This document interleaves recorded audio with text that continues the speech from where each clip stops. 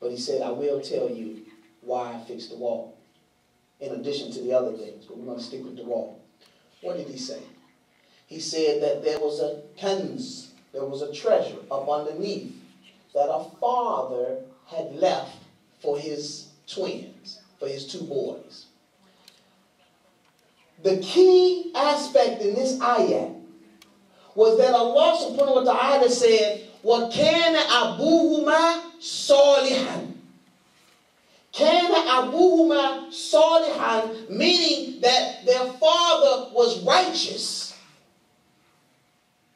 So now what does that mean? Why was that important? When he could have just said, you know, their father left the treasure for them and I wanted to make sure that the wall didn't fall, because if these people wouldn't give us food, you know what they're going to do with the treasure. So he said, وَكَانَ أَبُوهُمَا صَالِحًا. When you read the Quran, look deeper. Why did Allah put that clause there?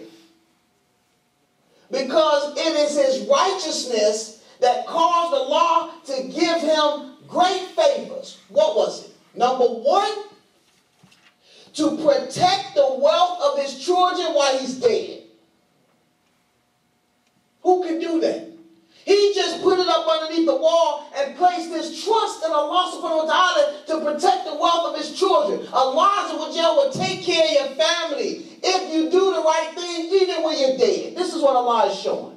Number two, but not only did he take care of it, but he sent Khidr and Musa alayhi salam. And Musa is the prophet that's spoken so much in the Quran that they said that they almost named the Quran Musa.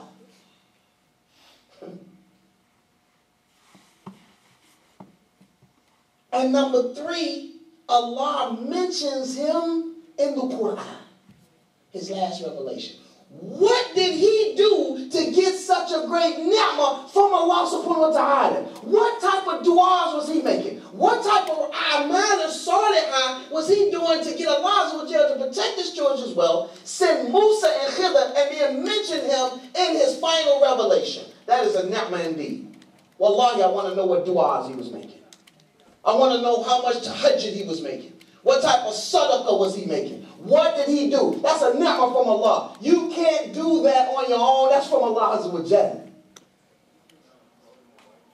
So here Allah Azza wa Jalla places that clause to let you know that it is your righteous deeds that will now entitle you to such great ni'mah from Allah subhanahu wa ta'ala. You cannot be unrighteous. You cannot go contrary to Allah's guidance and think that you're going to raise a wholesome, healthy family. It's not going to work. You're not going to be able to neglect Islam. And one thing that's seriously, there's one word called kaslan. That's one of the serious issues that we have as parents to our family. And kaslan means simply lazy. We're just simply lazy. Because it takes hard work. And you got to give the time. You got to invest the money. You have to invest the energy if you want to benefit and raise. But if you look at the reward of the akhirah, it's worth it. You only got a few minutes here. You really only got a few minutes. So it's really worth it. So that's a beautiful story.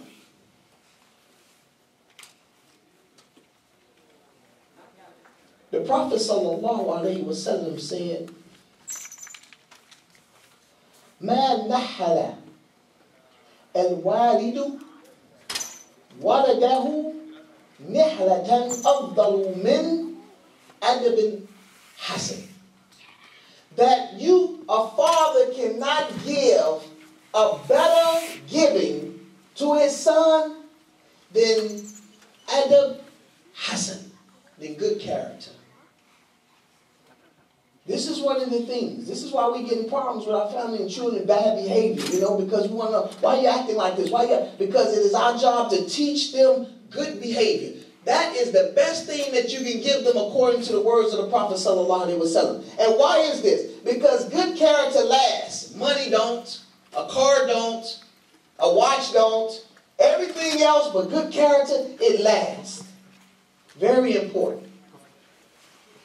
So therefore, it takes time to foster and develop That means you got to give energy. You got to give it. And educate the wives. Because if you look at Luqman, alayhi salam, if you look at the story of Luqman, Allah Azza wa Jal mentions that that we gave him hikmah, we gave him wisdom, we gave Luqman wisdom. And what's interesting is that the word hikmah comes from the word hakama. And you know what hakama means? Hakama means to hold back, to not act. It's almost like halama, hilm, to hold back, to not act, immediately. So you have to have hikmah to hold back from doing something that you will feel remorse about. So he gave Luqman hikmah. But when you look at the surah, Allah Azza wa Jal mentions about وَوَصَّيْنَا الْإِنسَانَ بِالْوَالِدَيْنَ يعني حُسْنًا or إحسانا, that we told the children to be وَصَّيْنَا الْإِنسَانَ, and we have ordered that people are kind to their parents. And then Allah talks about the mother, how she bears the child. Why does Allah mention mother? He mentions mother even though he said walidain.